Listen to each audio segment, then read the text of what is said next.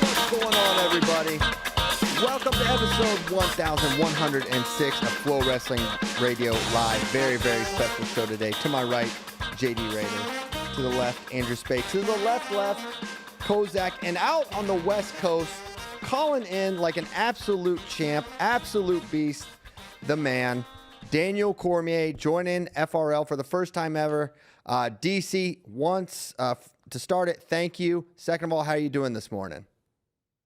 I'm good, man. It's early, but it's fun, right? When you guys asked me, I had the idea that I was becoming the gloat and brag, but once I agreed to it, I couldn't cancel at the last minute when shit didn't go our way. So I had to kind of come on like I was supposed to. But yeah, I was hoping to come and gloat and brag and be a very, very sore winner. But sometimes you gotta face the music.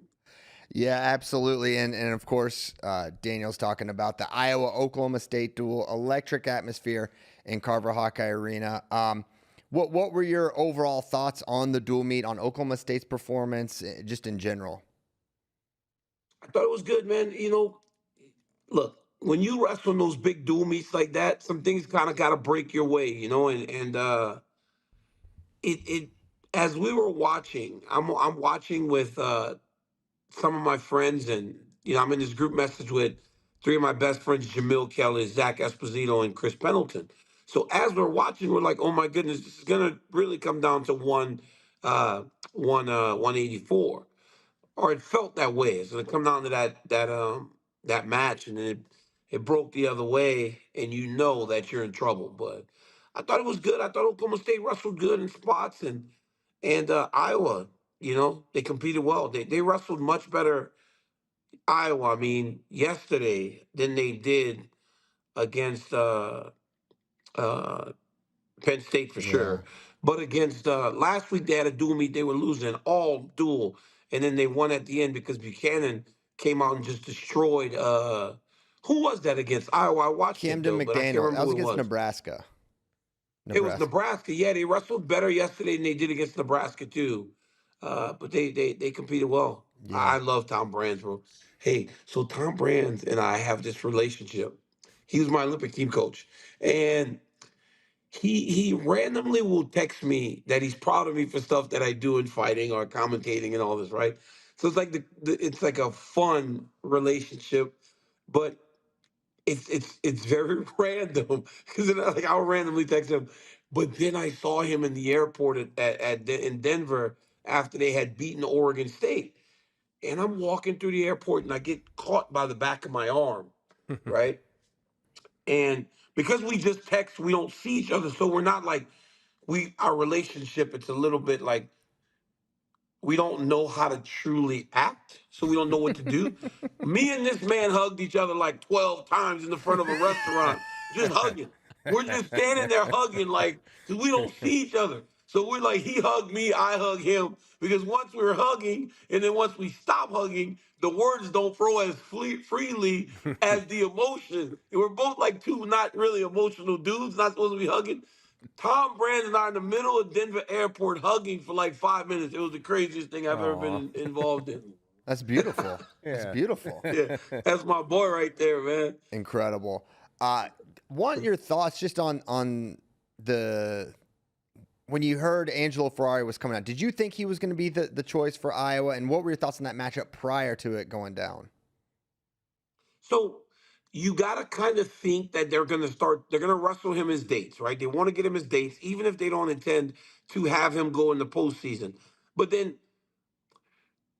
Gabe seems a little small for 184. Ferrari doesn't, and Ferrari seems fearless, man. This kid he just wrestles, and he doesn't care who he's out there with. Hell, he gave Starachi a scare, and honestly, I thought he wrestled the best match Starachi will get probably all season, possibly. He wrestled him better than Parker did. And he's fearless. But once I saw him go to the mat, I was like, man, this could be a tough one, right? Because the kid's a very good athlete. And the ones that Plot struggle with at times are the real good athletic kids. And that kid has that ability to kind of pop at him with fakes and wrestle him down low, get the single legs. Because Dustin's kind of a meat and potatoes guy, man. He wants to get after you, get the high crotch. But yeah, I knew it would be tough. I thought it would be tough for Plot, especially after watching the kid wrestle Starachi. Yeah. Now, your thoughts. I mean, I haven't spoken with you about Oklahoma State in a while, but your thoughts on, what you've seen from the Cowboys, from David Taylor getting hired into RTC, their performance this year. Just your overall thoughts on the program, Coach Taylor and company. Awesome. It's been awesome. Our program, and I love the old coaching staff, because those are the guys that I knew right from when I was there. Chris Perry was a kid when I was in town, so love him. Obviously, I love Zach Esposito, and John Smith is like one of my favorite human beings in the world. Right, like he's a mentor to me, a person that I love with all my heart. But when you have a person like John step away, you need someone that makes an impact. And that's what I feel like. I feel like our program's been revitalized. Like, people are excited. I mean, there are so many people traveling everywhere. We're in Vegas for the Vegas Invitational. You should have saw the amount of Oklahoma State fans that were in Las Vegas for that competition. Sure, there was PBR the same weekend, so you could double up if you're a Cowboy, but it was packed with orange, man, and it feels like the program as a whole is just like renewed. The RTC is going crazy. McKenna just went. I mean, I am talking to these guys in Stillwater more than I have for a long time, and it's because the excitement that's surrounding the program. Look, but it's never going to be all good. There's going to be some growing pains, and for as good as this team has been, we were reminded yesterday that there's still work to do, and those guys are going to get it done. But yes, excitement is just all around our program, man. I love what Coach Taylor's doing. Gilman, Caldwell, all those guys, Yeah. Jimmy Kennedy. They're Man, they're good. Hey, did you see when they got the job though? And Gilman stepped off that plane with that cowboy hat. Yeah. But Gilman knows, like, he understands the game. I was like, listen, you want wrestling to be fun. You want people to start tapping into this wrestling. You got to do that. Throw some tight jeans on, put a hat. If you're gonna be coaching the Cowboys, pop off a PJ. Thomas Gilman gets it. David told me the morning they went to pick him up, he said Gilman walked out of the house with that hat on. He was like, "Oh my goodness!" I was like, that is what wrestling needs. Wrestling needs stuff like that, man. We need to show." Absolutely. Yeah, Gilman's so classic. That's an iconic photo of him getting off the plane with the cowboy hat. Instantly, he's a cowboy. Yes, that he popped off that cap, man. He tucked that thing on tight. He put that old lid on. When he screwed that old lid on, man, I said, "Come on, Thomas Gilman, don't do that. Come on, Gilman." Incredible. Do you have any? I would ask. Well, I'll ask this. What's your fondest memory of the Iowa Oklahoma State rivalry that you've been a part of? Oh man, we've had some great matches there. I remember wrestling in Harvard Hawkeye against a guy named Jessman Smith Yeah. when I was a junior. And I had just come out of red shirt and I was big for 184. And I was on this dude, man. I was busting him. Hey, I was whipping him. I was out there just flexing. Everybody else like was in dog fights. I'm beating the I don't know if I can cuss on this show, man, but I'm beating the dog shit out of this dude. There's no rules. I'm whipping his ass. I'm whipping his ass in front of all these people. They start screaming, stalling, stalling. By the end of the third period, I done got so tired beating him that he started getting me called for stalling. But I tell you, John almost made me cry after that match. I walked off the mat happy, right? I just left junior college. I just beat this dude from Iowa. I don't know. I might have like beat him by 7. I didn't major him. And John got mad because I gave up the major because I gave up a stalling point. But it gets loud up in there, man. They start calling stalling. I don't know how any official cannot be a little bit swayed whenever you got about 15,000 of them just stalling. Hey, they're waving at you, pointing. It's like, come on, man. I'm beating this dude's ass. Like, this dude here ain't got to take down the whole match. I'm just going. Hey, Every time you shoot, I'm just doing you put your head in the hole and just running the corner. I'm choking him the whole time because I had this Russian partner that showed me how to choke whenever I go to for a headlock. I'm choking him the whole time. He tapping and letting me go behind him. Brands probably want to kill him, but I'm scoring on that go behind every time. And then by the end of the match, I done got called for stalling 3 or 4 times because I got tired beating on him. Oh my So he gosh. won. He won even though he lost. That's classic. What's give me a sense. What's it like when you got John Smith getting in your business, like giving you, Oh, laying it's the into you after worst. bad form? What's it like? It's the worst, man, because he just like I've there's been two guys in my life that can do that to me. It's John and crazy Bob Cook. They can take your joy and sway it very fast. So like you have this idea of what you just did, and then they just get rid of it. I was in strike force and I went to decision the first time I ever went to decision. And I felt good about myself. I'd done 15 minutes. I beat a guy that had 20 pro fights, and I guess I didn't fight very well in the third period because I knew I had won two. And I was like celebrating, and he goes, "Well, you look like shit." I started crying the whole time. I was like, "What happened?"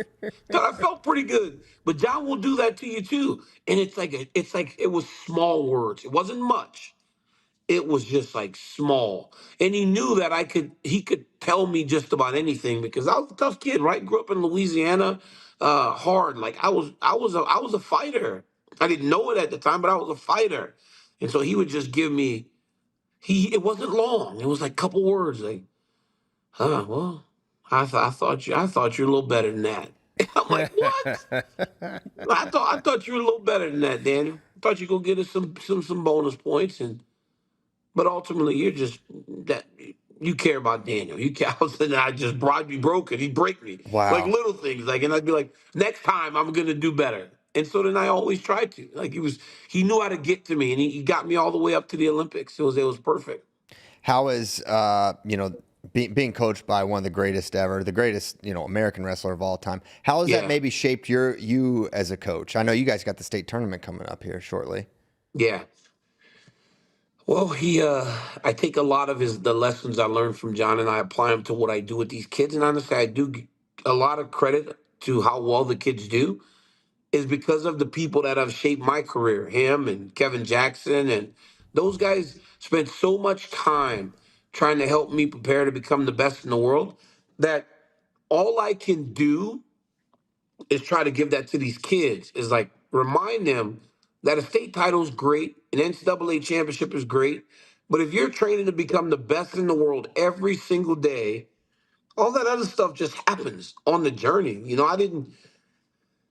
I didn't know that until I was at Oklahoma State and getting ready to graduate. Like, hey, you try to become the best in the world, and then everything comes easy. I didn't win an NCAA title, but then by the time I got to freestyle and I started preparing myself to try to become a world champion, no American could even score a takedown.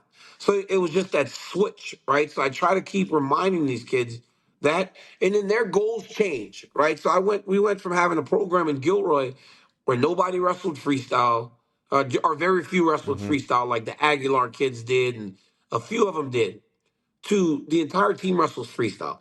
We've had multiple kids wrestle in the world championships now. We've had Pan Am champions. So these kids now, their goals are different. And now we're having more state champions than we've ever had. So it's just a matter of recognizing what's important and what's out there and just really kind of pushing the boundaries of your expectation.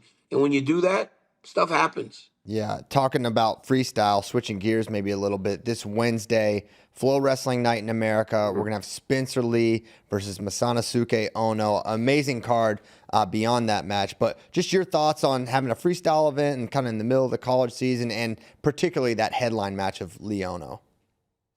That's a big match, man. That is a Hmm. big match. Look, Spencer Lee for his whole life he's won, right? And he's brave and he's bold. But I'm telling you, man, I'm not trying to just randomly wrestle Ono. Like, why? Like, why are you just unless he was there training and they went and he's like, you know what, man, I can get this dude. Because a lot of confidence comes from in the wrestling room or in the training room. everybody would always say stuff to me like, "Yo, you're the best, man. You could wrestle. Why won't you just fight Cain Velasquez for the world championship?" I'm like, this dude gonna beat the shit out of me. I know he can beat me. I don't want to fight him. Like, this is not like, oh, DC, you're such a great guy. You won't fight your teammate. No, he will beat me. That's why I don't want to fight this dude. So it's like you take a lot from the training room, right? You take a lot from that room. And I think Spencer must have wrestled this dude a little bit and felt like, hey, I don't know if I can beat him, but I can compete with him. I think it'll make for a great event. And you get the headlines. Listen, the guys are starting to get it a little bit, and they're starting to understand, man, that this sport, the sport that we all love so much, we love the grit, the determination that these athletes show on a consistent basis. But if we want this thing to grow, if we want wrestling to be more universally accepted and more people to tap into it, to watch it, so that the kids can make more money and turn their careers into dollars beyond just becoming a world champion, you gotta have a little bit of the show. And it feels like the guys know it now because they're taking more chances. They're out there trying to find ways to draw people in. And I think this kind of fits that bill. And I love it. You know, I love I love wrestling more than anything in the world. That's why I call the NCAA tournament. That's why I do these things, because I hope to bring some eyes to Yeah. the sport. But we got to have the show, man. And we also got to be willing to accept change a little bit as a sport, because this sport is changing. And we need to let it. I remember one time, I think it was Christian Carroll. He flexed Yeah. at the U.S. Open. He made the world team. And you guys posted it. And I was amazed at the negative comments about showboating. I'm like, this with the NIL, right? Yeah. That photo could become a money-making opportunity for that kid. You have to like build moments. And the sport has been stuck in the rut for a little bit, and I'm just happy that people are changing and they need to accept that change. And that's to me very important. That's why guys like Pat McAfee are so popular, Yeah. because they're dudes that are just hanging out and love sports and talk about it in the way that they do. No question. Yeah. Couldn't agree with you more. Man, I could ask you 1,000 questions, Daniel. I really appreciate it. Are you going to be calling NCAAs for ESPN I'm again? going back. All right. They tried to run me out, dog. They tried to run me out last year. You know what's kind of funny though? Listen to this. I was calling the matches last year. Yeah. And I had certain people going, I don't need this wrestling to feel like I'm listening to a podcast. That's just kind of what some of the things I got. Like, it said, why aren't they just more serious? You don't need to be serious to enjoy sports.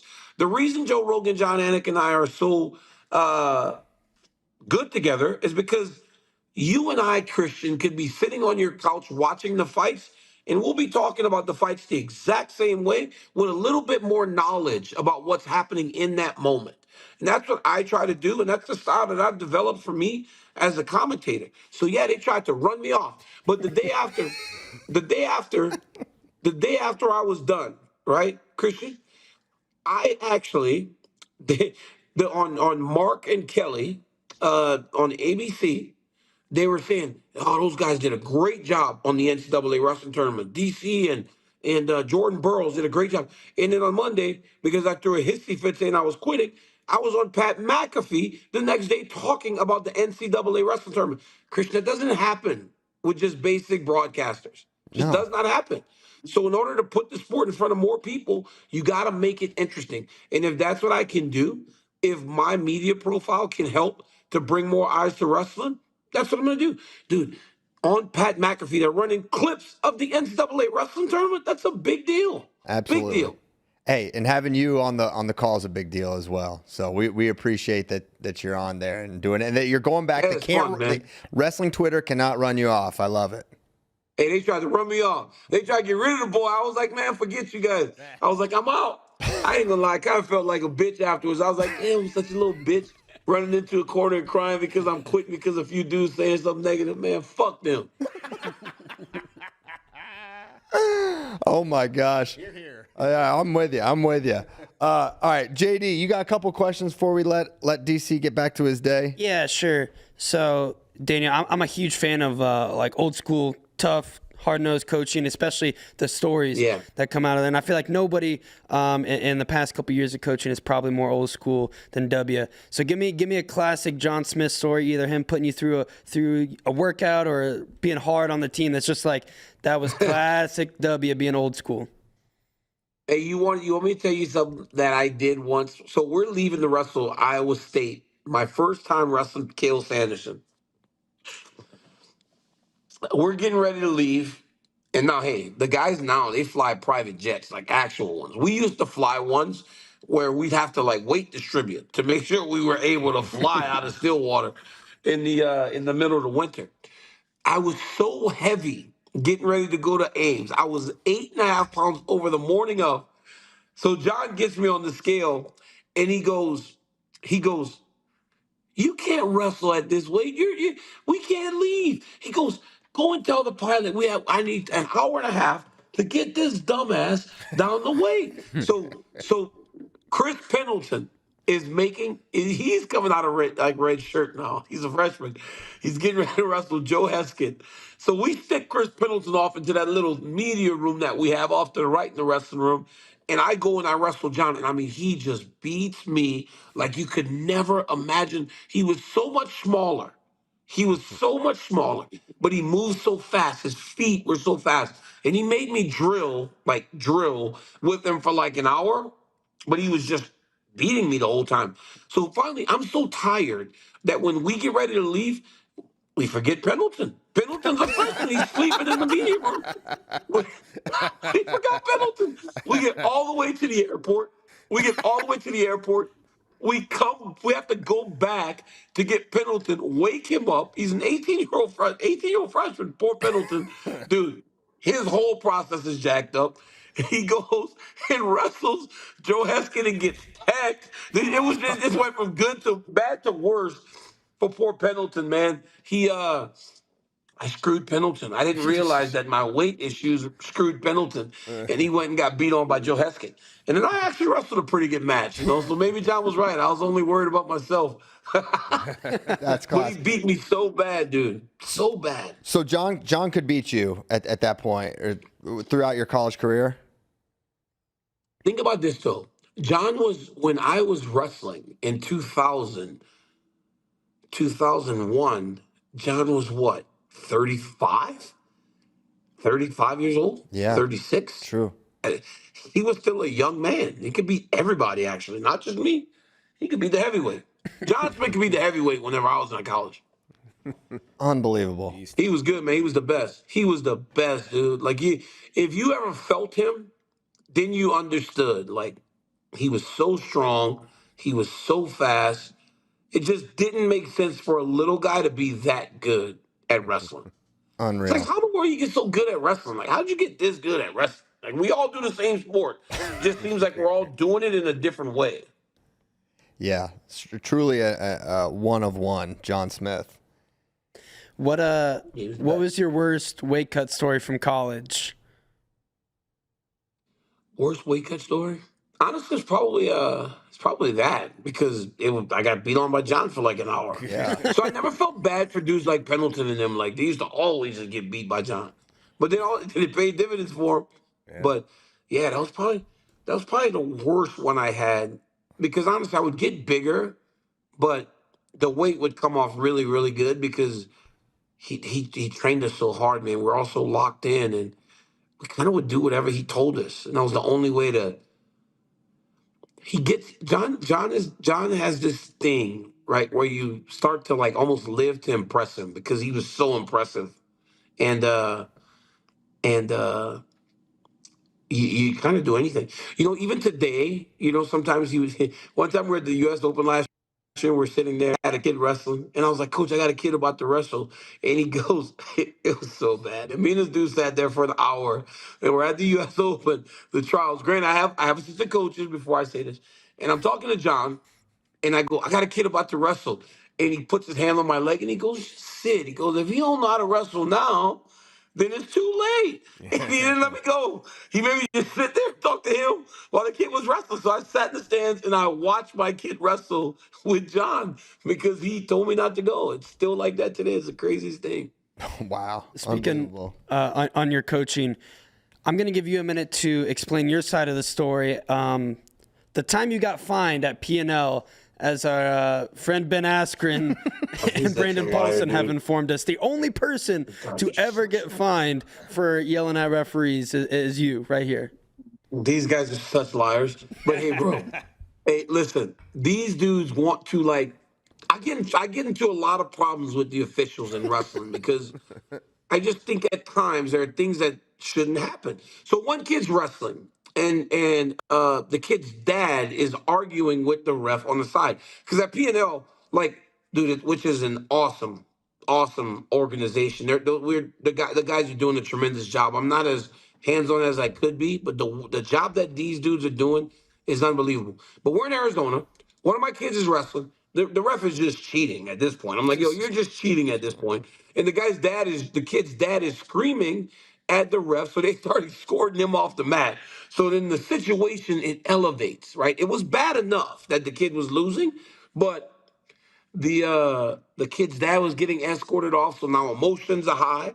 And I just start yelling even more. They tried to kick me out of Fargo last year because the dude was trying to cheat. I was like, "Hey man, you're trying to cheat, man." I was like, "We ain't doing that." Hey, I told the referee last year at the Doc Buchanan, and it was just such a bad call. I go, "Hey man," I said, "I've been around the world watching this thing, man." I said, "I love wrestling." I said, "I've seen it at the highest level."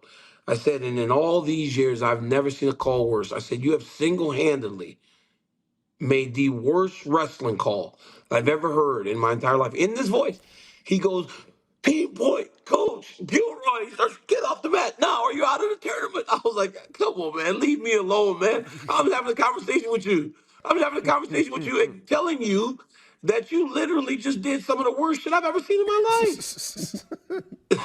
He threw me out, man. He tried to throw me out. Now, the good thing is I read the P&L bylaws. They cannot fine you for any media appearances. That's in the rules. So you can say anything you want here. I can say whatever I want. Yeah. Hey, let me tell you this. If they haven't fined me yet for some of the stuff I say on ESPN, on my other podcasts, then I think I'm fine. Yeah, absolutely. DC, but before we let you go, anything else you want to talk about? You got so much on your plate with coaching and media. What's on your mind before we let you go? Just pure excitement for the NCAA wrestling tournament, man. I'm doing a lot of things, right? I am coaching the Ultimate Fighter right now versus Chael Sonnen. Let's go. I am getting ready for the state tournament. So you know what I'm doing right now? Like, honestly, in order to make this work, because the UFC called upon me to do this show, I come to Vegas like Sunday night. I come and I coach the Ultimate Fighter from 10 to noon. I get on a flight back to San Jose at 1:15, and I'm back in Gilroy by 2:45 to coach wrestling at 4 o'clock with my team and then for my kids. So I love wrestling, man. I know it come off as if I'm joking and if I'm like, I like to have fun, but that's me. I love having fun, and I think that when you take yourself too serious, it's a real problem, and you get stressed, and you have all kind of issues. I like to have a good time, and I'm going to continue to do that. And I'm going to continue to try to help the sport that really has given me everything. This sport changed my life, and I'll never take for granted the opportunity to try to help it and give back to it a fraction of what it gave to me. So I'm excited about the NCAA wrestling tournament. I'm excited about the state championships this weekend in California. It's going to be a very tough tournament for us, and but Buchanan's very good, and Poway's very good, and Bosco's very good, and I think that we're very good. You know, we got Tyler Ice is now eligible in wrestling for us, so we have our full team now for the first time in the whole season. So I'm excited to see how we stack up against these teams whenever we're at 100% strength. Well, DC, your love is pure, and it's very apparent, and certainly the sport is very appreciative of all that you contribute to it now and that you're going to do in the future. And really appreciate you coming on. It is right now 6:35 in the morning, West Coast, and you just delivered a half hour of pure gold, and I really appreciate it, DC. Hey, my man, you appreciate you guys too and all you do for wrestling. Yeah, I'll see you guys next time. Just go Pokes and go Mustangs. Go Mustangs. Thanks so much, DC. Till next time. Be well. All right, guys. Bye-bye. Bye. The one and only Daniel Cormier just hops on 30 minutes, pure gold. Yeah, had stories for days. You could tell he was barely scratching the surface. He's just ready to go. Yeah. That was freaking awesome. We got to do that again. Hey, imagine getting this guy at 8 a.m. Pacific Coast. I don't know, maybe the sleepiness helps a little bit. His schedule might be full starting at 8 a.m. This might work to our advantage. He's a very busy man. He's a very busy man. Couldn't be more appreciative of his time. Maybe we can circle back on all the gold that he just provided for us. But I think we got to go back to Iowa, Oklahoma State. Yeah. We've got Lee Ono card to preview. It's a loaded show with a lot on the table. So JD, why don't you take it away, sir? Look, Iowa, Oklahoma State, we have to start at 184. Yeah. That's the story. Your prediction came true. Take your minute to party on all the haters right now. You called your shot. You called Angelo's shot. He won for you. Not for himself. He did it for you. He did it for me. Yes. And he said that. No, I mean, there's a lot of it was really just a wrestling assessment. It wasn't anything like the vibes or the atmosphere. That I really just thought he matched up well against Dustin Plott. I think DC actually touched on it a little bit, the athleticism. There's an athletic gap there, and Angelo makes it up. He's a really good competitor. And yeah, I really thought that was going to happen, and that's all it was. I wasn't trying to, some people said I was trying to get a headline or manifest it. Like, I thought they were going to wrestle Angelo.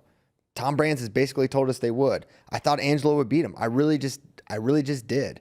And it was as simple as that, and I was right, and that's pretty cool. Because it was definitely my biggest call of the year, the one most out on a limb maybe, but yeah, after that first period, you had to feel like, okay, yeah, this is definitely, because it was a scoreless first, I think, and he got it in the second period. Mm-hmm. And what really stands out, just moving off of me being right and just into the match and its significance, is he is not big. He looked so small against Starachi. He looked so small against Plott. So on the one hand, you're like, man, he must be unworldly strong for his size, right? Because he's pulling in these legs. Getting to legs is one thing, but the strength he has to finish and step over and all the stuff he's doing is really, really next level. And then you take in the fact that he's just such a good competitor, and that the moment this is the guy that Tom said, Iowa State, go win us the duel. He did it. Go wrestle the 4-time national champion Starachi. He gave him his toughest match. Go beat the national finalist for Oklahoma State in the craziest atmosphere you've ever wrestled in your entire life, against one of the best wrestlers you've ever faced in your entire life, and go beat him. And he just wrestles. He just competes. He competes so well. He is that kind of lunatic that I think the moment is just separate from what he's doing in a really special way. And I think there's other branches off of 184 we can go to, but maybe stay in the match a little bit. Some of y'all's thoughts. Angelo definitely has that X factor, dog mentality, just win attitude, however you can, whatever you want to say. That thing that Carter Starachi has. Yes. Too. Just something where I am going to win this match, whatever it takes. And he showed that. My confidence wavered a little bit after the complete third period rideout, which that was grown man stuff from Dustin Plott. It really was. Too, because it wasn't a Ferrari is struggling underneath because he's a freshman type thing. This was, he was getting to his feet, and Plott showed his experience keeping him down. I actually thought, kind of, what are you doing? Like, get riding time under a minute, cut him, and give yourself like a minute 30, 40 to get a takedown or something. Yeah, because if he slips like free at the end, then exactly. That's the match. And it was close. He came close. He wasn't keeping him flat. Angelo was getting to his feet, and then he just kind of, manned up and kept him down. And then I thought, maybe the tides are shifting a little bit, and Plott's going to get this. And then that scramble in overtime, and Angelo's ability to score there was unreal. I thought they called a stalemate. I guess it was potentially dangerous, but I thought it was probably time for something to stop it. It had gone on for quite an extended period of time. But yeah, I thought the ride was really impressive because Angelo was not. It's not like he got a breakdown and was flattened out on his belly. It was like repeated breakdowns and returns and restart, and Angelo's desperation kind of ramped up at the end, and he still was able to hold him down. I also thought, I don't think I agreed with the stall call on him. Dropped down to the feet, came up. To me, he was trying to return the entire time. I thought it was a little fast. Yeah, obviously it didn't matter. There were some interesting calls in that duel. Maybe just leave it at that. But I don't disagree one bit. Yeah, I hope I'm not violating a HIPAA rule or something like that, but I did get my hands on an X-ray of Ferrari, and it turns out he does have that dog in him. Wow. It was confirmed. Dang, what a setup there. There were several dogs involved. Wow. Yeah, no, he's dog confirmed. There was a couple comments, couple questions about Ferrari dropping down to a knee. What do we think about that? Is that a stall? Do you think he was stalling in the match? That's going to become a thing. Yeah. That's going to be, in freestyle, it's automatic passivity generally. I think he did it well enough that every time Plot would have contact, he didn't evade once that happened. So he's on a knee, contact happens, and he comes up, right? He's coming up under with an underhook, or he's engaging in the tight, and he wasn't really ceding ground. He drops down, and then when there's contact, he comes back up. But there will be coaches will for sure cite that and get in refs' ears and say, hey, this is stalling when he does that. But I did not think it merited calls in that instance, in that match. I didn't think he was evading wrestling action. But, I do think as he gets more and more mat time, this is going to be something that coaches try to plant that bug in officials' ears, like, hey, when he drops to a knee, it is stalling. But ultimately, he was the guy on the legs. He was taking a lot of risk. I think if he does, I think it would be fair to say if he does that tactic and doesn't attack, you can hit him.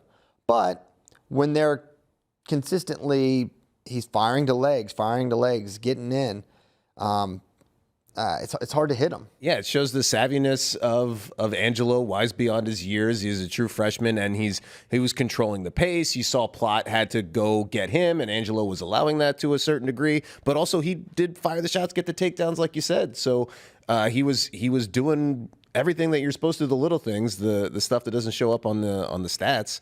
It was very impressive. Yeah, he's not just strong; he is so fast. When he got to that single leg, man, he got in so clean, and then it was a great finish, popping his head to the outside and switching off. That really stood out because he's been firing that single leg all year, but it looked a level like he's getting better. Mm-hmm. He's really gotten better this year. That's pretty apparent. So if you were Coach Brands, do you start Angelo Ferrari now? Absolutely not. This is a time for wisdom, and this is rare, and I don't say this often, right? I'm typically team wrestle your best lineup, but it has never been more obvious to redshirt Angelo Ferrari than it is right now, because this is a rare circumstance where you can actually say this guy could be a 4-time national champion. He really could. He's really going to be good enough to win 4 titles. And that just has real significance for Angelo. That has real significance for the program, Iowa. And you just have to have a little restraint here. And it's so much more clear because you have Gabe Arnold. I'm not going to name another name, but last year there was someone that they sent out there that wasn't as good as their option on the bench. You've got a really good guy that could place this year. Angelo could enter at 184, pin his way to a title, and Iowa is probably not within 30 or 40 points of Penn State. So we're talking about second or third place team, and the jump from from Gabe to Angelo is probably 10 to 12 points. And that's just not reason enough to do it, to pull the trigger, because that maybe would sway them. They're kind of a worst case third place team. I think they're probably second. I think they're still the second best team in an NCAA tournament scoring setting. But you don't get these opportunities often where someone could be a 4-time national champion. And for Angelo and for Iowa and for Gabe, it's better for all three across the board. It's better for Iowa long-term. It's better for Angelo long-term. And it's better for Gabe Arnold long-term to wrestle Gabe Arnold. And Tom Brand said it once again without saying it in the press conference. He didn't say, now sometimes he says, we're going to wrestle the best lineup. He said, we're going to do what makes the most sense. And nothing makes more sense than redshirting Angelo Ferrari and unleashing him for 4 years on 184. Yeah, you said it in the, or pointed it out in that little press conference. Someone asked him directly, said, look, we've never talked about this before. I've never just gone out and said who's going to be in the postseason like that. We're not going to start now. But like you said, you can key in on a couple little phrases. We're going to do what makes the most sense, or we're going to take into consideration all factors, or I forget exactly how he said it, but implying that it's not just who is better right now. Yeah, and don't be confused. I forget what I was saying. I just knew that's how I was going to start it. I think it's obvious to not wrestle Angelo yet. You got to hope Gabe can make 174 next year. Well, that's it. And don't be confused. I'm not saying Angelo 4-timer lock it in. I'm saying he's going to be good enough to do it. 184 is going to be really interesting next year because it loses Starachi, it loses Kekheisen, it loses Plot, but it's going to get, Aiden Sinclair is going to be in the mix. You got Max McAnally is going to be there. There's going to be a lot of young talent. Does Cody Merrill come down? Maybe not. I don't know. There's going to be a lot of, there's other names I'm forgetting, but, Zach Ryder. Whoever Penn State's got, do they drop Josh Barr down? Does Zach Ryder come in? Whoever it is, Penn State's going to have a guy. It's going to be a really fun 184 next year. And is Angelo the best guy? As I'm looking now to the future, it's probably him or McAnally. So don't be confused. I'm not saying lock it in. I'm saying it's a really different weight. You lose two legends, two all-timers in many ways, and you don't pass up on this opportunity. What'd you think of Carter Starachi's tweet where he says, start the kid? Yeah, I love it. That's Carter's been surgical on social media, I feel like, this college season and that's a great tweet. And I'm sure this is Carter and Angelo are probably a lot more alike than different. And I really think this isn't him saying that he's being genuine here. I think he would love it if Angelo Ferrari was the guy. I think he wants that challenge. He's that kind of competitor. And they're not going to, but. The emojis make it look so wholesome, too. I know. A little smiley. Like, I'm hungry. Yeah, let's eat. Me so hungry. Tom, start the kid. We want to see Starachi and Angelo run it back. You know what? Let's do it. And I want to see him versus Parker, and I want to see him versus Plot again, and we're not going to get that. The only time it really would make any sense, though, is if he had beaten Starachi in the head-to-head. Yeah. And then you go, okay, we go back-to-back champs, 84, 97, don't hold back. I mean, look, maybe there's a chance he still does, but it seemed to me that it was pretty clear. Yeah. It's not the smart thing, but it's what I want. Sure, but there'll be plenty of highlights. I know Tom listens to me and listens to this show. That's what he bases his decisions on. Yeah, that's generally. I think, you know what? This is long-term. Long-term JD. JD 4 or 5 years from now is going to thank Tom Brands. Why? Right now in the moment. You want the sugar now. You want the candy bars, but. Yeah, but I'm not going to get sugar later. I want because the sugar You're going to leaves. get 4 years of Angelo. No, but you don't. There's storylines that you can't even. We don't even know. You don't know what's going to be done. You can't even comprehend. You don't think there's something as cool as Starachi, Kekheisen coming, but it could be. Come on, maybe. I'm planning another flag. It's not just Carter. It's Parker too. It's Plot again. JD is saying this all sounds like a problem for future me. Yeah. Yeah. All right. I'm thinking about tomorrow. I'm thinking about two freshmen, McAnally and Ferrari. We'll get years of that. I know. It's going to be good. All right. Let's drop down one weight. The decision to start Nelson Brands, not Patrick Kennedy. That probably means that's who they're going with at Big Tens, but who knows? I don't know if it does or doesn't mean that, but I do think, it would seem like Nelson might be the guy, and that won't surprise me at all if he does ultimately go. What is the process that's led to that decision? There's probably things that happen behind closed doors that none of us know about. Or was there a match? Was there this, or is this just a decision? I'm not sure, but I think this usage does point to Nelson, although, he was not close. right? And does that factor in at all? Like, he was not close to doing anything to Dean Hamady in this match. It wasn't competitive.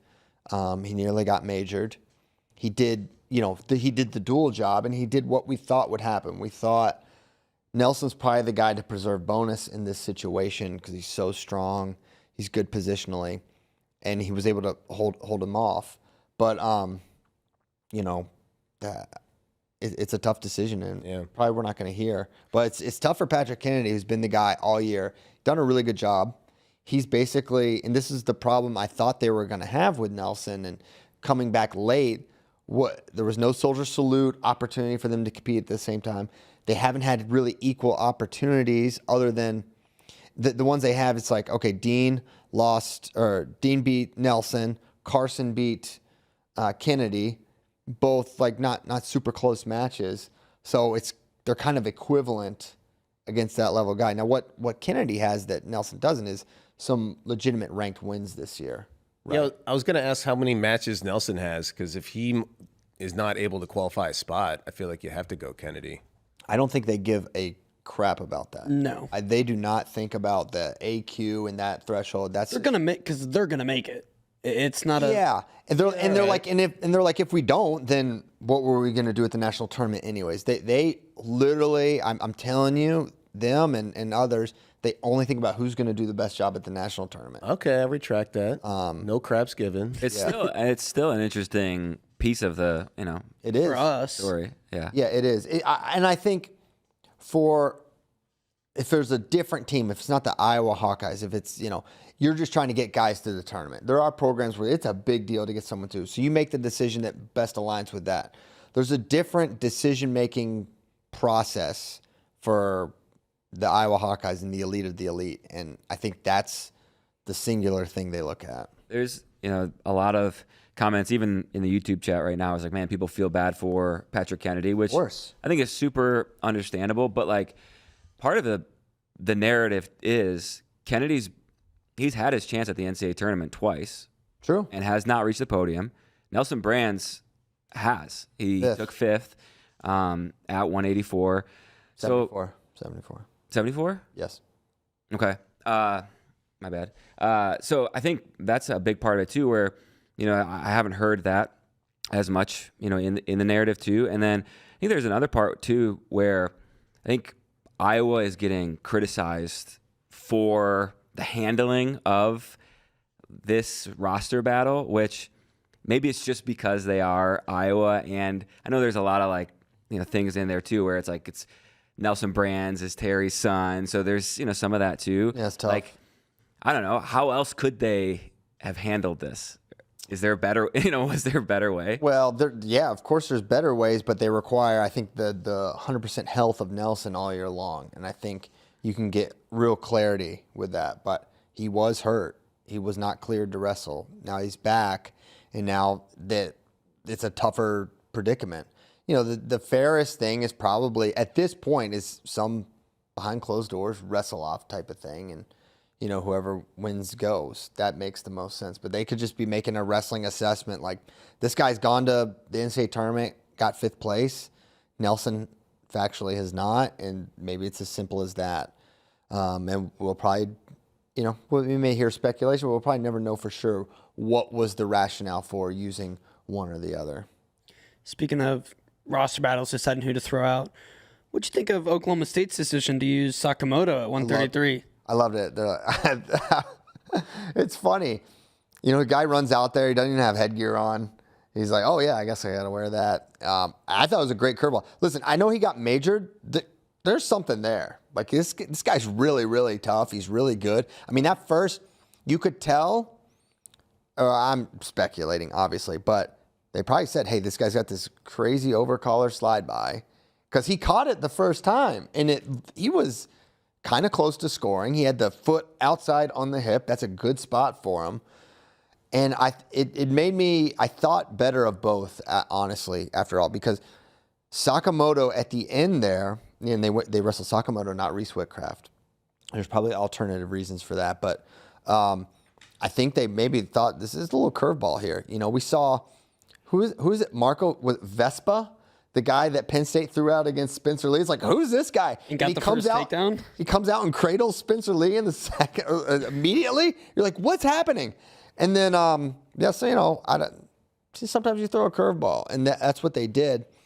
But I thought, Drake, what a dog getting that major. Because there was a point you're like, all right, Sakamoto's probably going to stall, and he's going to get the major via the stall. And then he just kind of stayed planted and fought in the middle of the mat. And Drake had to just go and take him down at the end for the major. And it was at the time, a super necessary response after Spratley got the major, and they kind of snatched momentum right back. I thought it was cool. And I think you see why Oklahoma State maybe made that decision as well.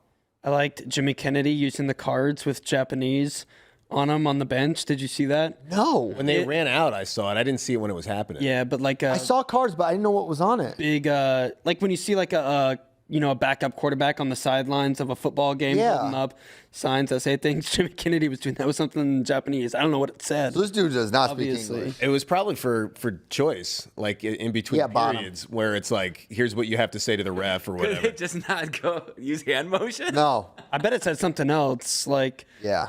I have no idea. We got to find out what was on those cards. Said. We'll Get a work on it. translator. They could have said anything. It could have said like, yeah, he has a really good slide by. Watch the slide by. Well, one thing that was funny, like he got set on bottom, and the second you could tell it's just this is his first folk style match, because he doesn't have a match in his career to my knowledge. At least I think you're right. they showed it as his record is 0-0. He's from Japan. He did not wrestle folk style.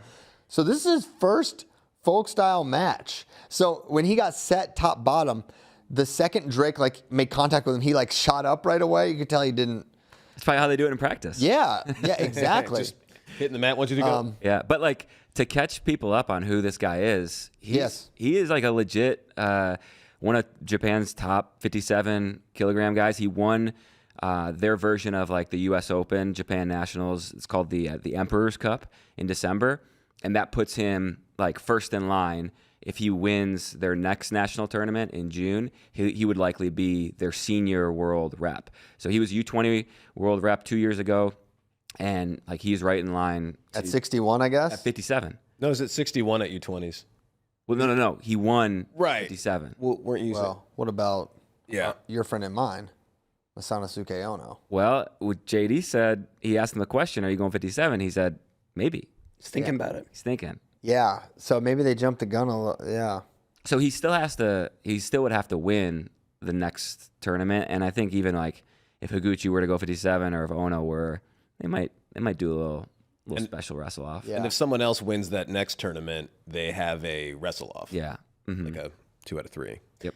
And this was a John Smith acquisition. I remember when he committed a year or maybe even 2 ago. I don't remember, but he's been at least committed to the Cowboys for a while. I dig it. It's cool.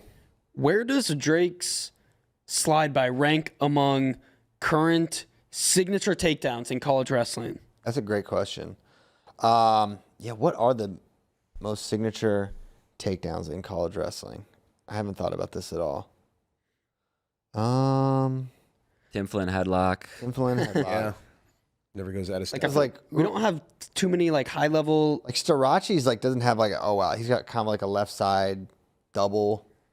That's Mess and really Brink nice. just goes psycho mode. Mess and Brink single, but the best guys are really pretty varied in their attacks. Plott's got the left side high crotch. Parker's got everything. Who else is in there? I don't know. It's not we don't have any Alex Marinelli post high crotch, Metcalf Exactly. post high crotch, Drake slide by. 65. I mean, Levi's got a good high crotch as well. Colton Schultz push out. Colton Schultz push out. Gable, anything he wants. A lot of the best guys kind of have such variance in their. Gable's is re-attack, right? It's not necessarily a shot or it could be a down block go behind or I don't know. AJ Blast double kind of. I don't know. He's way more single than Blast double. Yeah. He's a left-handed single man. Which by the way, he's back. Yes, he's 2 wins. He's back. He's back. Still undefeated. He's also deadlift and now the fly press. So he's got. Who knows when those videos are from? I think he just banks those. Yeah. Yeah, he's got a lot of them saved He's up. just trick spec. Tanner Huffman in the YouTube chat said, I need to see Ayala, Jax Forrest, just this Slide by off. Yeah. Slide boys. Yeah. Yeah, that'd be cool. Matt Ramos does have his like chest wrap thing. He's got a nice double Step leg. over. Yes. Yeah. Step over. Eddie Ventresca, iconic double leg. Any other thoughts from Iowa, Oklahoma State? I feel like we've skipped a lot. Only other thing I would say is this felt like, it's sort of obvious to say now, this is the moment for Iowa wrestling this season. And in a season where Penn State is just in a totally separate category of conversation and discussion. And then there's a second level conversation happening. And it's kind of been the Oklahoma State story this year. They're dominant in their duels. They look really good. They destroy Virginia Tech. They win Cliff Keen running away with an unbelievable performance there. And they just kind of check every box. And it's just, it's been them this whole time. And this would have been a crazy conclusion if they had been able to win it. But now Iowa really has their signature moment, signature duel of the year. Because beating Nebraska is good and all, but this rivalry was special. And there's just, outside of it, David Taylor's got a lot of momentum in recruiting, a lot of momentum just generally.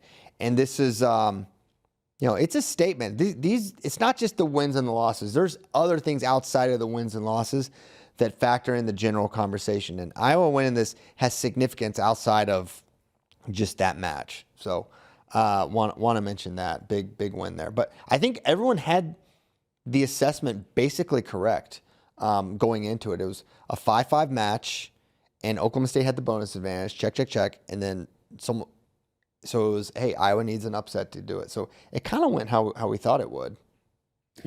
I have a couple quick things. I think it's great. Kudos to the production and BTN and putting it on late Sunday night. It felt like an event. They pulled off a very entertaining production, so I thought that was really good.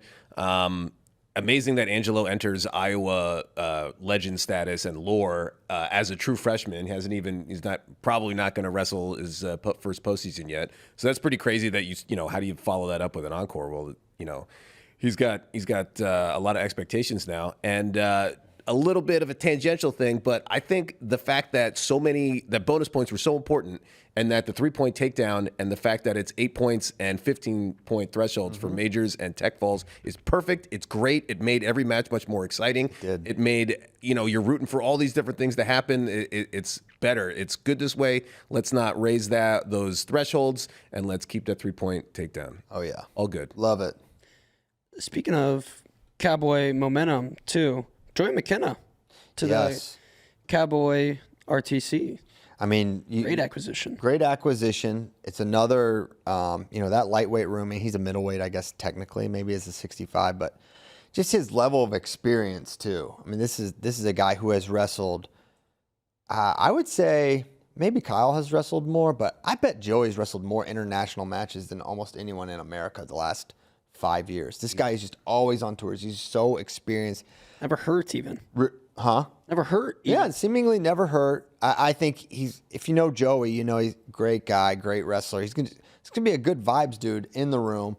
Great mentorship, which is a lot of what you're trying to do here. And then he's a bona fide contender at 65. He's been so close to making teams. And I think it's another great pickup. And they've really, the additions they've made with Roman and got Gilman there still rolling. You've got Dayton's there, Joey, Zahid. Who? Kennedy. But yeah, Kennedy, of course. To wrestle. Yeah, to wrestle. So it's cool. Yeah, he was in Stillwater when I was there Friday. And obviously hadn't been announced this. And I kind of was like, what's going on here, Joey? Joey, he's kind of like, testing waters, we'll see. And then yesterday, all of a sudden, boom, it's official. Yeah, they may have even done it 2 days ago. I think they're like, all right, Flo's here. We better get this out. You know what a gossip JD is. Or it just pops up in the background of some video that you shot, and you're like, oh, okay. Look, Tom is like bigger than him. What the heck? How do you make 57? Yeah. What in the world? Freak. Which I also want to give a shout out to Gas Tank Gary. Oh, yeah. Cowboy Wrestling. Show them both. Otherwise, so we don't look like absolutely biased. Yeah. So he gave us these little headgears here that in front of Kozak. One Oklahoma State one and one Flo one. You put them on? Yeah. Put it in front of Those were baiters. Baby Bader. So Bader's getting smaller every day. he is Small, trim and fit. He's leaning out. And you can actually go buy those if you want on Gas St. Gary's his website. What's it? WrestlingAward.com. WrestlingAward.com. Toss me Wrestling the orange one. What? Nope. .com. Let's see. Or that. It doesn't matter.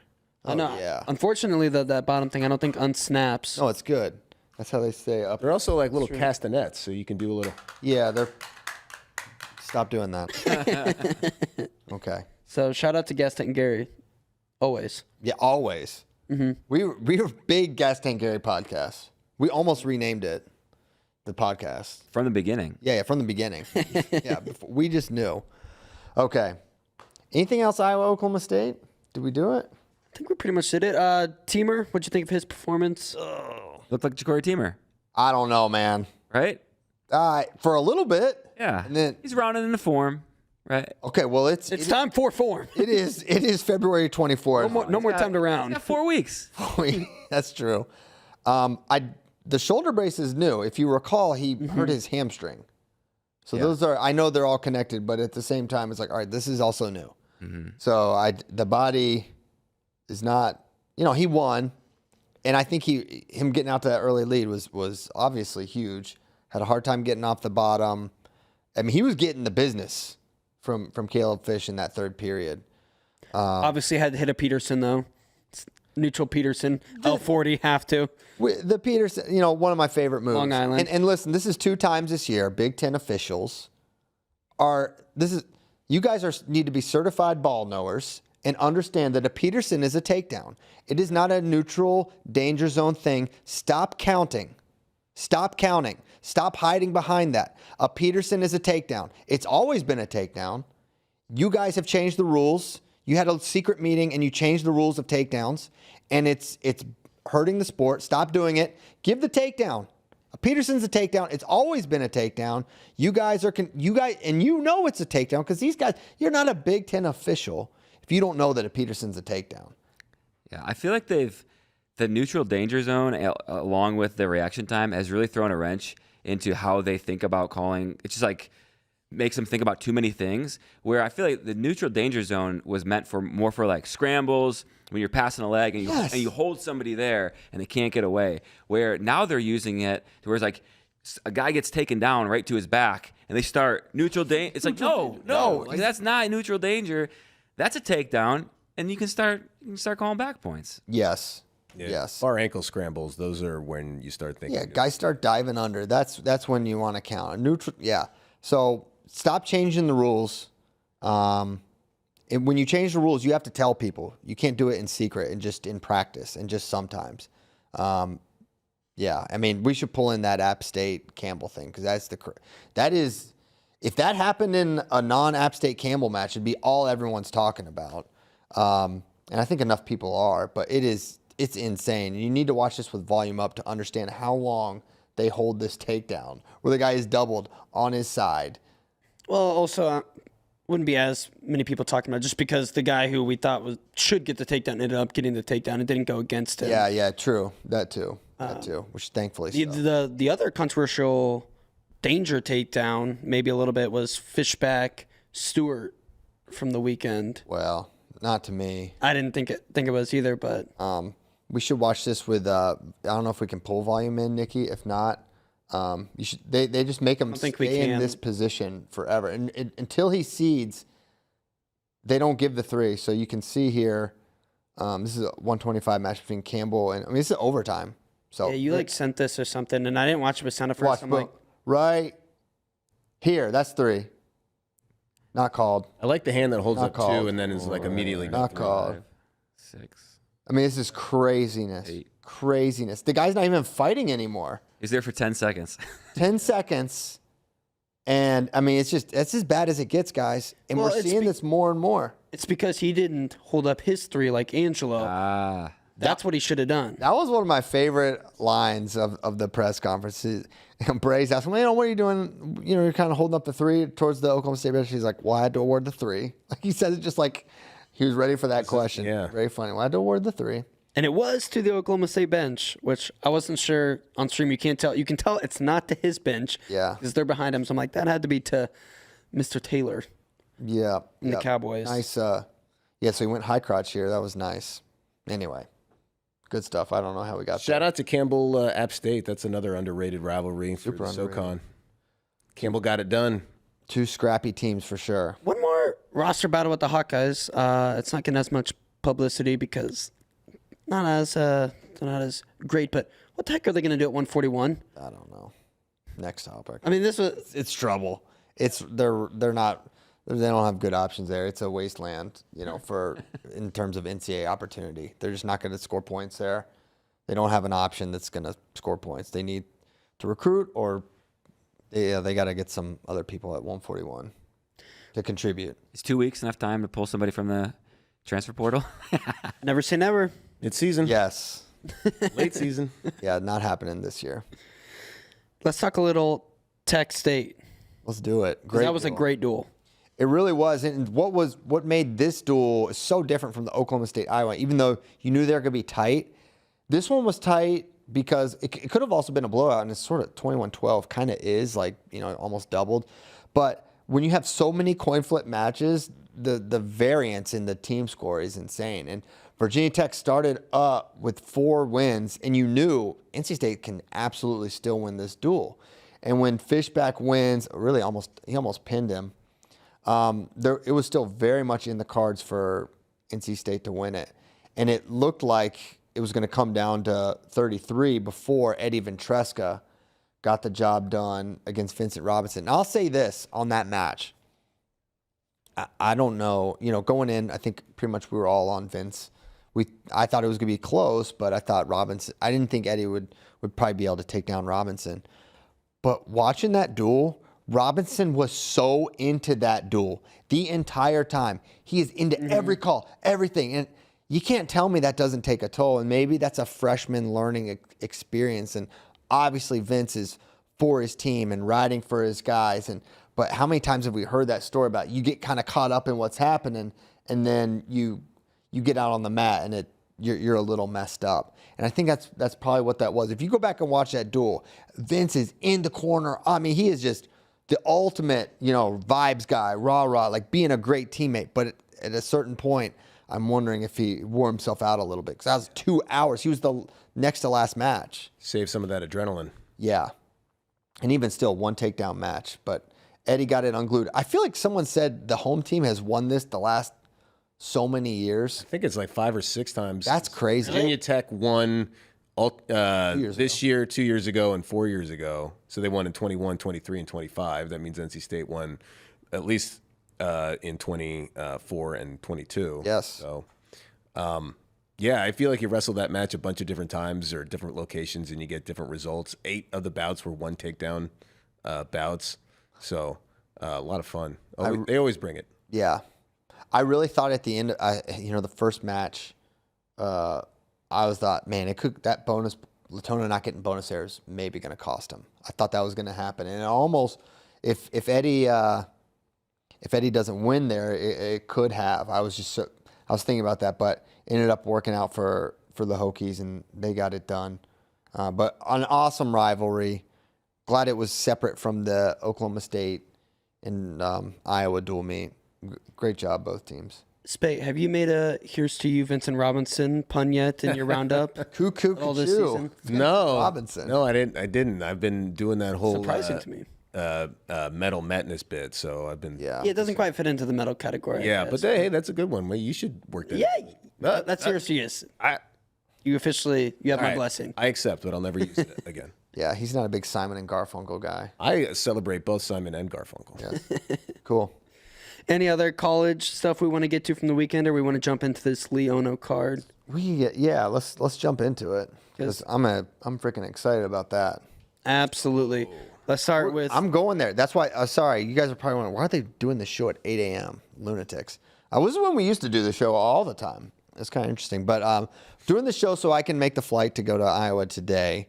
And JD was, but he got put on a temporary no-fly list for one day, and he's flying tomorrow. So it's just me. But yeah, thank you for tuning in early if you are. But yeah, where do you want to start? Start at the top, work our way back. Let's do that. Yeah, let's not wait around. Spencer Lee, Masanosuke? Is that how you say it? Yeah. Masa. That's what That's what the homies call him. yeah, Masa. You know, we're basically boys. best friends now. Oh my gosh, we haven't been on the show since your video dropped. Oh my gosh, that was so good. Caleb just texted me before I even knew the video was up. He's like, JD's video with Ono is so funny, and I watched it, and it is so funny. He is hilarious, so cool. How many times? So cool. It was hilarious. Holy cow. Holy. So funny. There's nothing funnier than him not understanding why all the Penn State wrestlers cut off their sweatpants, him going to the team store, him asking you why, buying pants, and then cutting them immediately upon purchase. Yeah, that's In the store. In the store. Now, but there's more to that story. Can you tell that? I think I told it last show before the did video you? came out. Maybe I can't remember, but okay, maybe you did. but if you didn't hear it, he asked the cashier. I didn't get it because I wasn't rolling the camera at the time, but he asked the cashier to cut the sweatpants for him Yeah. Yes. before. You just held him up. That's the level of service you get in Japan, He was like, probably. "You cut," and she was like, "I'm not going to, but you can." I would have been honored to cut those pants. It definitely is a thing. Will Henkel at National Preps, where I was for Friday and Saturday, he also had the That's what all the cutoff kids do sleds. now. And he's Apparently- going to Penn State. Apparently, more Casey kids. Cunningham started the trend at Penn State. Props to the OG. Maybe. Yeah. Just saying, we were doing it at Kearney way back when. Well, that's just because that's how they came. We get them pre-cut here at Kearney. You're also doing that with jeans and all of your True, pants. true. Yeah. Sleeves. Don't stand a chance against me. Summer comes along, rip the sleeves off, cut those pantaloons down. Some of Yeah, they were always a JD's little bit shorter, not down to like almost down to the ankles, like some of these kids cut them now. man, we really should have been tracking and all of JD's COVID era fits because he he puts himself together well. He's got a plan, but man, some of the JD fits during COVID they were wild. A lot of cut off everything's. I remember rocking cutoff sweats one day in the office in 2020 when there was nobody in there, and Ray, our boss, like, "What are you doing, man?" Yeah. Ray has to like do get that it like to- every basically, like, month get or it together. so. I was like, "There's nobody in here. What do you mean? This is basically like working from home because it's just the 8 of us in the office." Boys. COVID was very tough on the grooming standards. Yeah. Between hair and clothes and schedule, things were a mess. Every now and then, a clip of like Who's Number One, the show, or FRL, or a watch party will pop up, and it's and it's Bray with his beard down to here. Was Peter Griffin beard with the Yeah. family of cuckoos living in there? Oh my gosh. It was awesome. Yeah. Well, some of it. Yeah. Some of it was awesome. We should have another pandemic just where people don't, get really sick. Yeah. And die. But we have to lock in for Knock on wood. Yeah. for a couple months. Absolutely. Anyways, man, if you haven't watched JD's videos with Lee and Ono, please watch them. He did a great job. Really great behind the scenes stuff. Get to see Ono do some training, and Spencer as well, and get a little glimpse of them. Yeah, really. The coolest part is you get a sense of who they are as people, and Yeah. everyone just freaking loves Ono. He's a tough villain to cast, but This I is think what I we're- love, the scooting. the scooting. That's his own scooter, not a rental. That's his own. So Yeah, what a great means of conveyance. I like it. He just brought it in the restaurant. every store, he would just park it by the door. And then when we leave, back on. Well, right there, it's not. It's in the Chipotle. That's right yeah. there. It also was hilarious to me how he likes Chipotle is his favorite. Yeah, that was funny, man. Yeah, kind of like Stanich and McDonald's, a couple of foodies. Yeah. Yeah, it's very funny. But Zahid one will be dropping today Oh, as well. wow. Like I said, I How was is with him. Zahid? Doing great. Doing great. Nice. So Yeah, good to see Zahid. so as we've been leading up to this match, Ono versus Lee, has y'all's opinions at all morphed, changed, evolved as time has passed? no, it is literally the same. I have no idea who's going to win. Yeah, I'm getting more that way. I thought I had an idea, and now I'm like, I thought after getting eyes on target last week, I would maybe have an idea, come away with something. no, you just think they're both unbeatable now. Correct. Yeah. That's all that will happen with those. Well, I'm more on. I want both of them to win more too. That's Yeah. the thing where before it was easy to be like, okay, we got an American versus Japan, let's go Lee. but now how do they both win? I don't know. I don't think they can. Oh, Even if he was Russian or Iranian or something. there's also a lot of Ono's wrestling for Penn State, like not NLWC, but Penn State. Yeah. Oh yeah. Talk a lot. I don't think that's happening. He's returning to Japan. Well, they do in a month or online, two. online. True. He is. He said he has to go finish school in Japan. Dang. Grad transfer. Get him for a year. His English is getting better though. He It's still doesn't quite understand everything you're saying, yeah. but Like when I asked him his favorite match that he's wrestled, and he said John Smith versus Sergey so Belikov. funny. Yeah, he said that, and then I saw the Wrestlers Grind did an interview with him that was cool too. He talks about Chipotle a lot, and then he asked, "What's your really does go-to?" love Chipotle. He's like, "Oh, you like Chipotle? What's your favorite? What's your go-to?" And he goes, "Deer meat." He's like, "Well, they don't have deer meat at Chipotle." And then he goes, "Buffalo." He's like, "All right." He's kind of like, he doesn't quite. Just naming animals. But then Tyler, I'll give him credit because he's not here. I can't do it to his face, but he's like, maybe buffalo, like that's like cow, so steak. So maybe that's what he meant. Yeah. I initially thought Ono was a big favorite, just off of everything from Worlds and seeing how he ran through that bracket.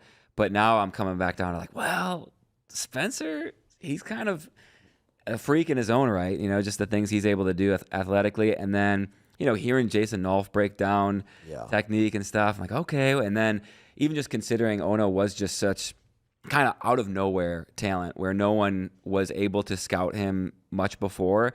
And now it's like, okay, we know the things that he does.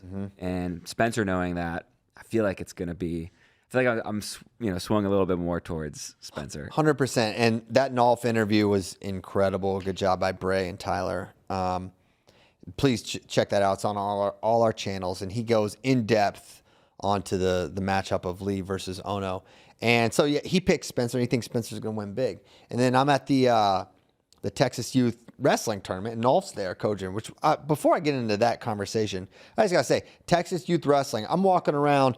Oh, there's Andy Rovat, Olympian. There's Isaiah White. There's Jack Mueller. There's Jason Nolf. Oliver Pierce.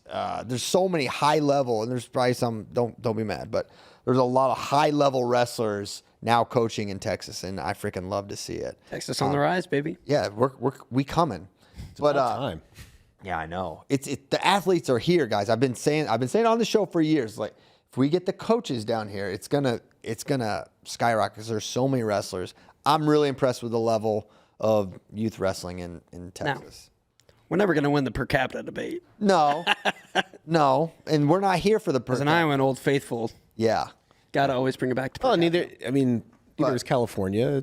but I want to get into this. But talking with Jason, I was like, all right, but who do you think Spencer's going to win? Because he's an American. He works with Spencer. He's known Spencer forever. So like, I want to get him, one-on-one. We're not doing media right now. Just the conversation, just the boys chatting. Even though I'm talking about it right now.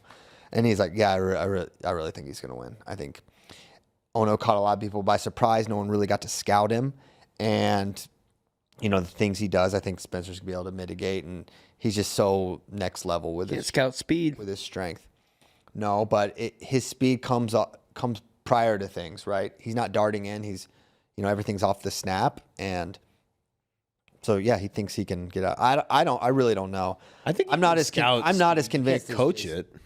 Can't coach speed, but I think I'm saying you can scout it all you want, but if somebody's just that much faster than You you, got to if you get your hands on him. yeah, speed and strength they're like constants, but I don't know. Yeah. There's things you can do. So he just feels that Ono is more scoutable than Spencer and more replicable that I will agree. than Spencer, which I wasn't necessarily feeling that. What is maybe not included in this conversation that I don't know if it'll matter or not for this particular matchup, but I feel like Ono has like a couple different games he uses. He's got his A game, which is probably like snapping to low level stuff, but his underhook is incredibly effective. And when he uses it, he scores and he controls. And I'm wondering if we see that at all. And then again, I wonder, is the underhook, is that what you want to use against Spencer Lee? I don't know. Is that going to be effective? Spencer likes to grab triceps, shoot high crotch Yep. off of it, so maybe not. Now, Ono, I wouldn't be surprised if he comes out with something we haven't seen before. He said it after the World Championships, even way before this. Now people know what I do. I need to evolve. He said that immediately after the World Championships. So I think immediately after September, whatever it was, he started to probably work on evolving his game as well. Now, you can work on that sometimes. So a lot of times when it comes down to a live match, you just fall back into your old ways. But that was a while ago. So Yeah. Well, and too, like you remember the head pinch he hit on Vito was like, whoa, where did that come from? Whereas like got him he just was hard. able Now you're doing this too. Whoa. yeah, he just flowed in from one thing to the next, and it was like, I didn't know he could do that. Like, what else can he do? But I will say, his losses. So he lost to Tolga at 65, and he lost to Kyuka at 65.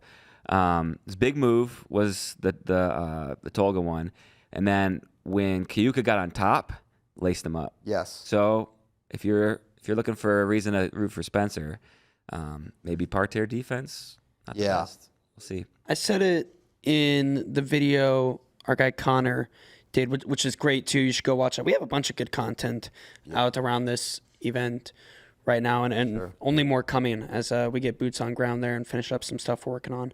But I think if Ono's going to have to finish fast on Spencer, I think Spencer is so good at scrambling and body awareness. I think if the longer it takes Ono to finish, the more that probably favors Spencer Lee.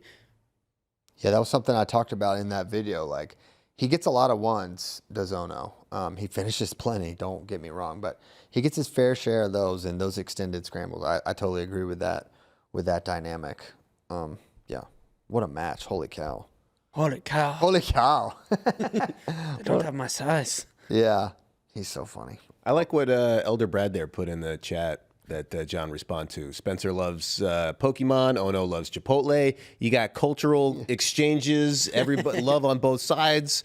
Japan and American culture. All good stuff. That's a great point. We need Anime Tyler. Yeah. Apparently, Spencer was using some anime bowl or something. I don't know. It looked like a red and yellow bowl to me that he was eating out of, but apparently this was a very cool thing if you're into the animes. Yeah. Into the animes.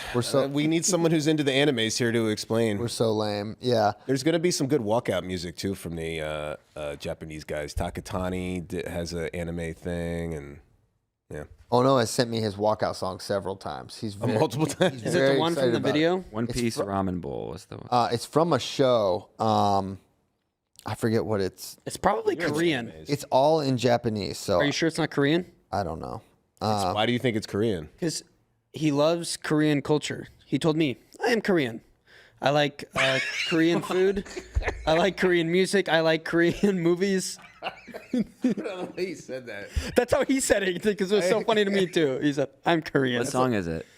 Hold on. I'm pulling it up. I got a text from Katie that And the song he played during practice that I showed in the video was a Korean song. Well, I know Korean pop music, K-pop, is He played exploded a while K-pop ago. song. he's also really nervous about when he's going to wrestle. He asked me so many times what match he's going to be. Okay. You know who's big into K-pop? David Bray's mother. Yeah. Oh, yeah. What's that song? What's that band? Smooth Like Butter? I don't know. They're like the Criminal biggest Undercover? Was this the bowl? Yeah, that was Yeah, it's cool. a One Piece. Itaewon Class. I don't know. It's this. I don't know, guys. It's Japanese. Nikki says it's Japanese, our producer. Yeah. Well, I'm not talking about that. I'm talking about Ono's song. We got too much going on. Let's move on. Do we want to give out predictions? I will not be. I said Spencer by 1 million, so Yeah. that's my public prediction. That's really impossible. Hey, I want to say this. Me and Shane Sparks on the call. Very excited for that. That's a first for me. Oh, really? Called a lot of matches. Never called a single one with Shane. And so I'm excited for that. That's CP and Sparky. yeah, I know. So I'm fired up for that. If you give me even money, I'm taking Lee. If the odds are in Lee's favor, I got to think about it and see what the odds are. You guys given any? I just want to ask. Let me just cruise through this with Kozak. Yes. Takatani Car. What kind of shot do we have here? Man. I don't know. I don't feel it's a good tough about match. it. I I think don't either. Takatani wins. Yep. Zahid, Trent. I feel like their last match was actually closer than some of. Zahid has throttled Trent on a couple of occasions, but I think their most recent match was pretty competitive with Trent getting some scores. Any shot for Trent there? I don't think so. Okay. DeSanto Gross. This is to me a coin flip match. Yeah. Could go either way, and it's been coin flip. They're 2-2 in their career, so cannot wait for that one. I think I'd lean DeSanto just like training situation. I know for DeSanto is probably better than it's been for Gross this past year. Yeah. I know Gross has moved around a little bit, but I don't know. Gross is so tricky. He was just on Bader's show, so go listen to that if you haven't. Yeah, his current training situation, he's living in Bismarck, North Dakota, training the Mat Pack Wrestling Club there. But he did say he's been traveling a bunch. Like he went to Michigan for a little bit to train for a week, and I think maybe Wisconsin. Okay. So These top-level wrestlers are very nomadic. They're always popping up all over the place, all over the world now. With So, change. just quick before we move on to questions, get started at 7 o'clock Central. We're gonna have a 3-match undercard with some high school bouts. 6:30. That starts at 6:30. That starts at 6:30, but the main card starts at 7, and it's gonna be electric. We got Bryce Andonians wrestling Austin Gomez. That's a crazy one. Wild. Nate Jackson versus Kennedy Monday. Marcus Coleman, JIL. We got Xochimoto Pettis versus Melanie Nahomi, Amanda Martinez, Zeltsin Hernandez. Getting the things started. Loper legend. Let's go. Daniel Let's go. Deshays are taking on Nathan Tomasello. That's the first match of this card, and it's All downhill after that. it's all down. Yeah, maybe I think it's gonna stay good. JD's the one guy that turns it off like after that. Yeah, we got the main event already done Stupid with. flow. Me and Dab just go get dinner after. Yeah. No, going to be a great evening of wrestling Wednesday. Thank you guys for. I mean, the excitement is palpable.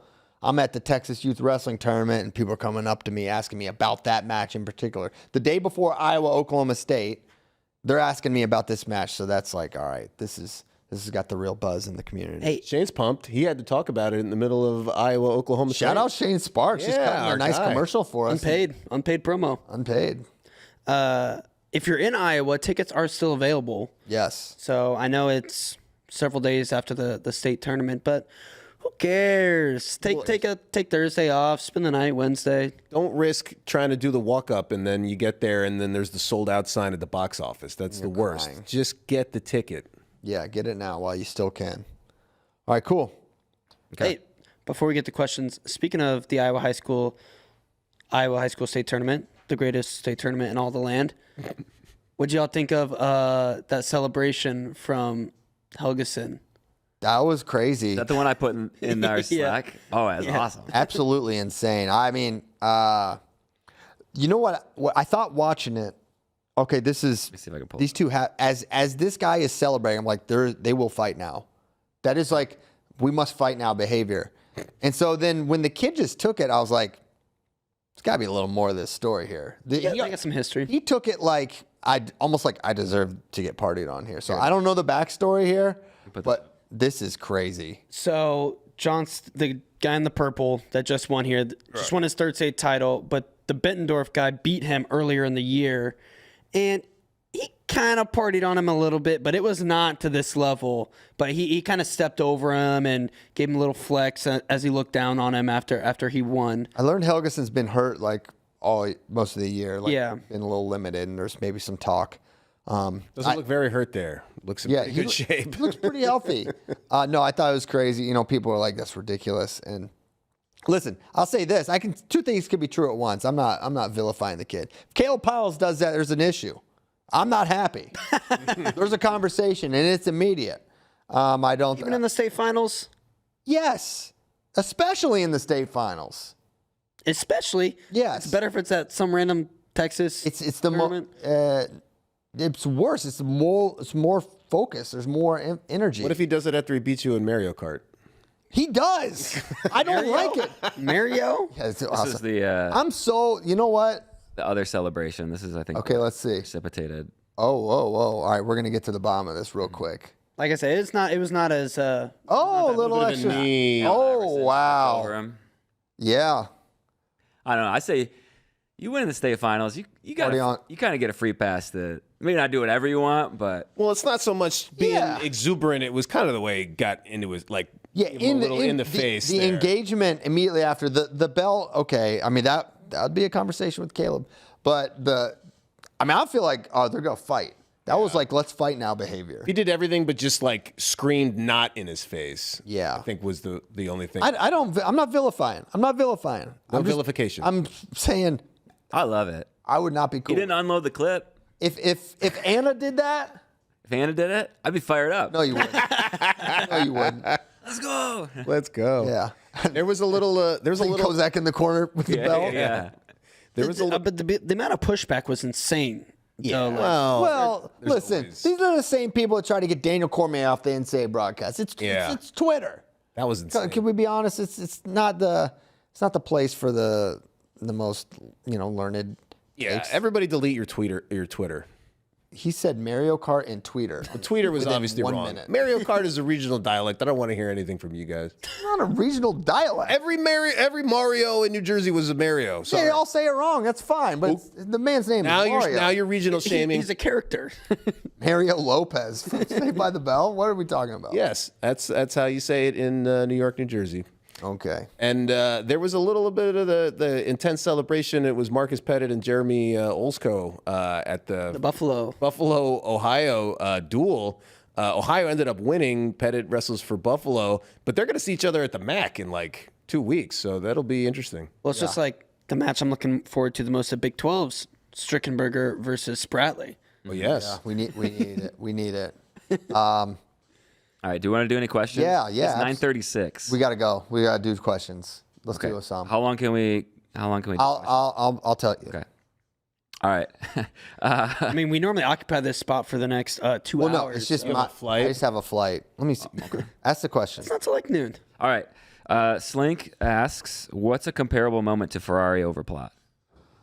Couple come to mind. Well, the fact that this won them the duel is crazy. No, okay, there's a few. Brewer Cade Brock. losing to the Cade Brock that's what I was debut. thinking. It's like red shirt pulled, true freshman. You pin the national champion. That's insane. Zane over Stieber, crazy. Like that was like is he ready to win this kind of a match that totally caught people off guard? Ramos beating Oliver, which is not a freshman, but the underdog, the atmosphere, the rivalry. Those are the comparisons that come to mind for me. Not quite to the same level, but like Zane beating Logan. Yeah. Dean beating Ruth, but none of those had like the atmosphere or like the duel on the line and this much hype and attention. This question's great. Please. Yeah. No. Kyle Anderson says, "Tyler Meisinger walked past me at Iowa versus OSU with a carver cone and a spoon. Not really a question, but I thought you should know." You're exactly right that I should know. Kyle is clearly a frequent listener to the show and understands what we talk about. And yeah, that's. I'm going to give Tyler a pass here, and that you may maybe be surprised, but one of the most traumatic experiences of my life. And I've had a great life, so it's not that bad. But it was me and Ben were calling the duel, Iowa Penn State when they won in 2020 before the world shut down. And I brought my son Caleb, and he loves ice cream. So he and Ben's daughter Alex went and got carver cones. And Caleb Piles ate this cone so slowly, and they actually let him kind of sit on press row, which probably not supposed to, but he did. Melted ice cream all over the place on the thing. And I'm in the middle of calling this duel, and I'm like, this is like, I brought Caleb all around everywhere the country. It's never been a thing. He's always just like on top of it, but he just ate the ice cream so slowly. He made this big mess that I do not want anyone to see. And the SID at the time did see, and I was like, I just want to die. I cannot believe this happened. So the point being here, You're comparing Tyler to your, at the time, 11-year-old son, 10-year-old way son? younger. He's like 8. But still, you know what? It melts fast, and Tyler's an individual. So you know what? It's fine. Tyler's a big ice cream boy too. He's a is big ice cream boy. Not like Andy Hamilton, but he's close.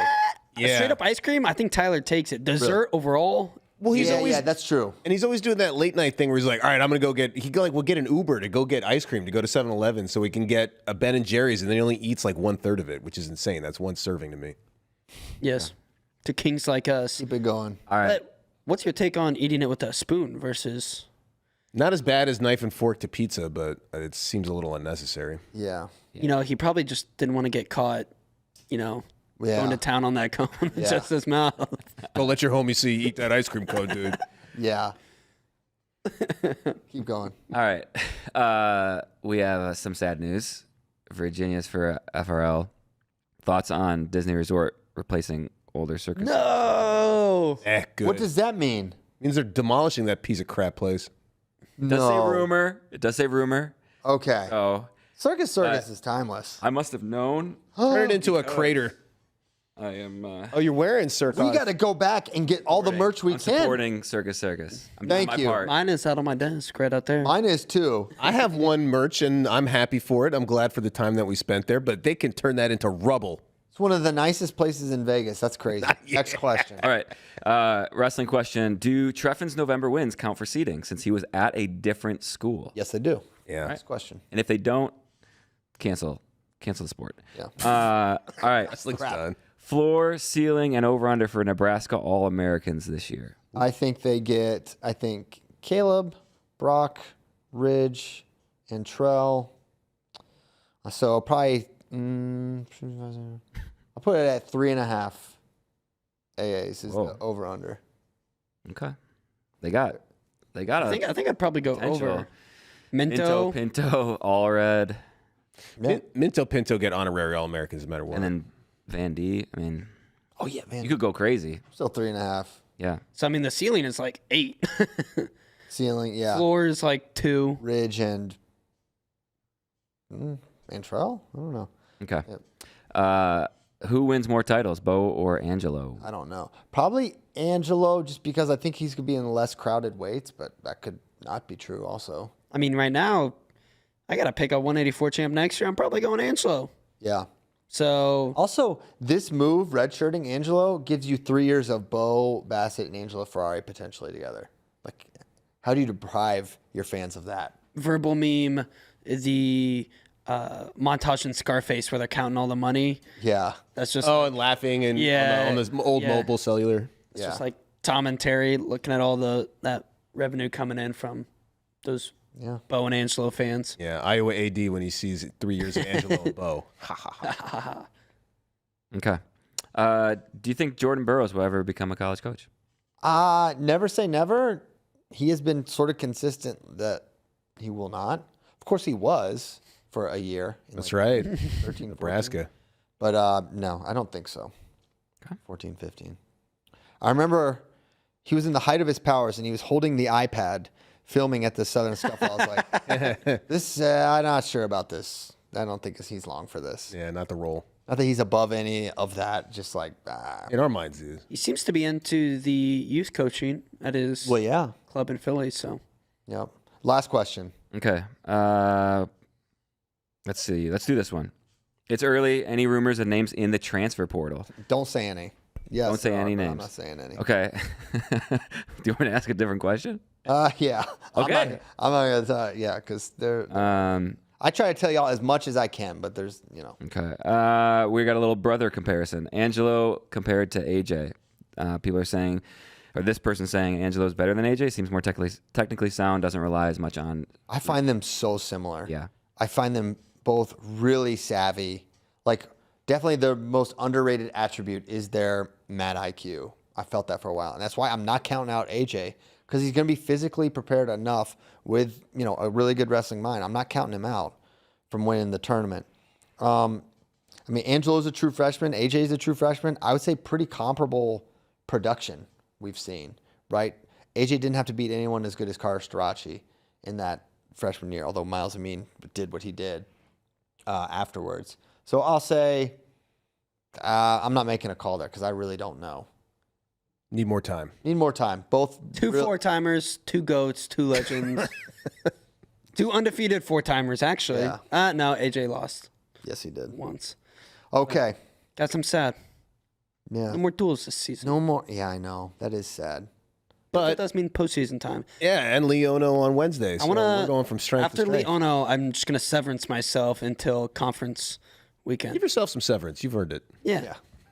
We'll all take some severance. Yeah. Wait. That means something else. Guys, wow, what a show. Thank you for tuning in early. Thank you to Nikki for producing the show so flawlessly, as always. And a special thanks to Daniel Cormier for hopping on half hour of just greatness. We hope to have him back again. We will be back. This show, who knows when we're doing it again? I think it's Thursday. Thursday afternoon when I land. So crazy week for me and everyone here at Flow, because we got Spencer Lee, Flow Wrestling Night in America going down Wednesday. 7 o'clock main card gets started. That's 8 o'clock Eastern. We will see you all there. Thanks for tuning in. For Kozak, Spey, and JD, I'm Christian Piles from Austin, Texas. See you next time. Thank you. Goodbye.